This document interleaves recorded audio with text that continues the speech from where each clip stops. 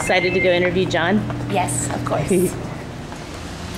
Good afternoon, Marcy Playground fans. I'm Shannon McCabe, and I'm here to interview the very wonderful, fantastic, amazing, intriguing, awesome, intelligent, beautiful, and wonderful John Wozniak. How you doing, John? I'm good. Is that a good introduction? Yeah. Cool. So, John, we hear you have a new album coming out. Can you tell us what the name of your album is? Yep, it's called Leaving Wonderland and a Fit of Rage. Yeah, and what does that title mean to you? It was just at a time, I wrote a bunch of the songs and made the record at a time I had to leave Vancouver, and Vancouver's a wonderful place, and yeah, but it's like a quadruple entendre in my life. You know, there's a lot of reasons I calling the record that, but also I just like the juxtaposition of Wonderland and leaving it in rage. On your new album, Leaving Wonderland and a Fit of Rage, it seems to be a little bit more rock related than maybe storytelling rock. Is that how you feel about it, or? It seems to be a bit more heavy than what you've done normally. Is that how you think, or? Yeah, some of the songs for sure. Like I Burned to Bed, it's a very heavy rock song. There's also, but then there's also, you know, songs like Memphis and Irene, which are just acoustic guitar and voice. Yeah, now Memphis is actually one of your older tunes, right? And you gave it a rebirth? Yeah, I sort of repurposed the song, as it were. Cool. Yeah, I mean, actually originally what I started out doing was writing a kind of a roots album, like a, you know, Oh Was Where Art Thou kind of record. You know, that sort of thing, just like old rootsy music. And so I had Memphis and Irene, and there was a few others, and then I started working with Jeff Dawson, who was the producer on the record with me, and some of the songs just didn't turn, like, even like Devil Woman, that song was originally supposed to be kind of a roots song, but then we ended up, you know, using an electric guitar and drums, and it just came out not being a roots song. It was just more like a kind of a Stonesy pop song kind of thing, right? And let me get rid of my bleeping thing. You can answer it, you're a rock star. It's just... That's what they do in interviews. Don't throw it. That's Thank you, I'm honored. Yeah, and it turned into just kind of like more of a, you know, a rock song-ish. Yeah. But it's really not like super heavy or anything. Yeah, I think it's I've heard some of the stuff from it. I think it's fantastic. Thanks. You're welcome. Also, I noticed I've seen two of your shows now on this tour, one at the Brixton in Redondo Beach and one at the Coach House in San Juan Capistrano. And I also noticed that you haven't picked up Carlos through your tour. No, Is that because you forgot about Carlos, or are you just into your electric right now?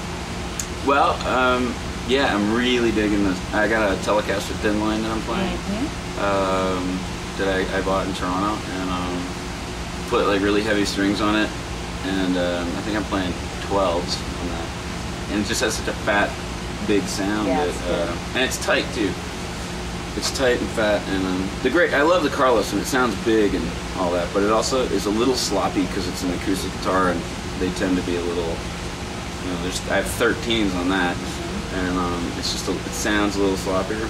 So playing an electric's awesome because it's just tight, and I can rock a little harder with it. Yeah. It's lighter. Can you tell your fans?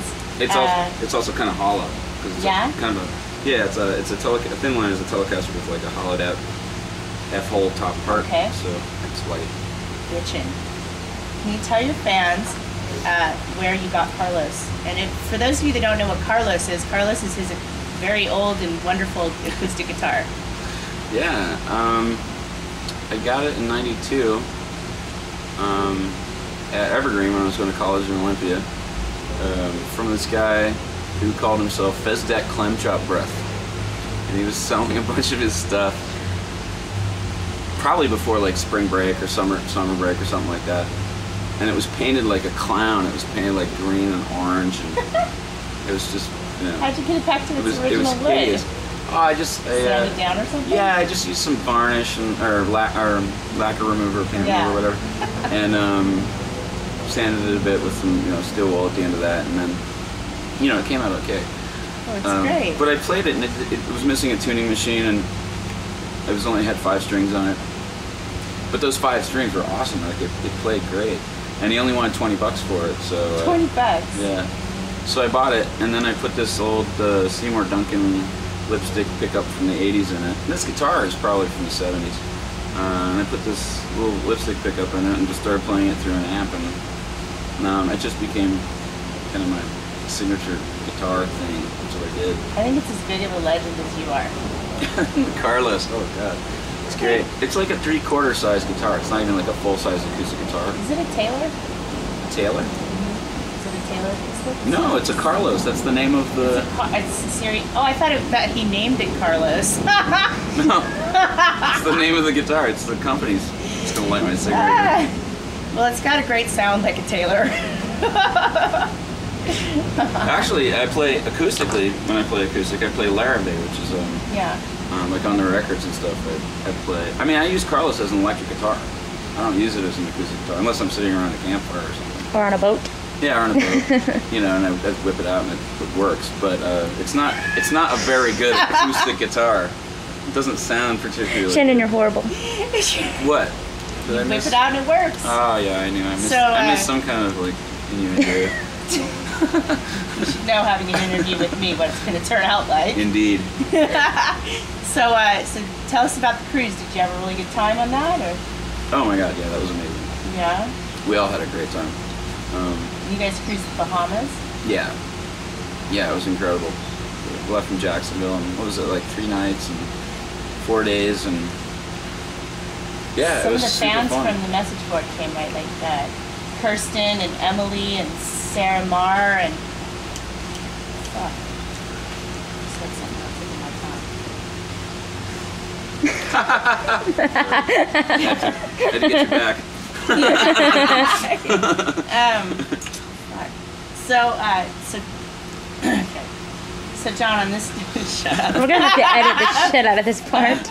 Or you're gonna, I don't know how to do that. Fucking bloopers. So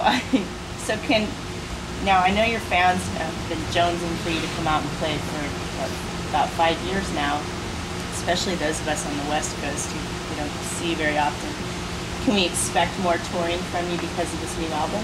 Yeah, of course. I mean, we're going to be. I think the tentative release date, and I don't know how tentative. I think it's getting pretty solid. Is July 7th. So leading up to the release of the record, then after the release of the record, we're going to be touring a lot, like almost continuously. We're taking some breaks just to do, other things. But for the most part, yeah, we're going to be touring all through the year. That's fantastic. And the thing is that with MP3, yeah, it was 5 years ago, but we really didn't actually end up touring a lot for the record. Right. So we missed a lot of places, a lot of towns that they wanted us to come to. We're trying to, hopefully this time we're going to get everywhere, go everywhere. I don't know if you know this or not, but Warren, remember Warren from Reality? Remember him. He's my buddy, Shuby. Yeah. That's my boy. I actually got a call from Warren before your shows here in California because I had sent a message to your record label saying that I've been in the business for many years and that I would love to help promote your tour and your MP3. Right.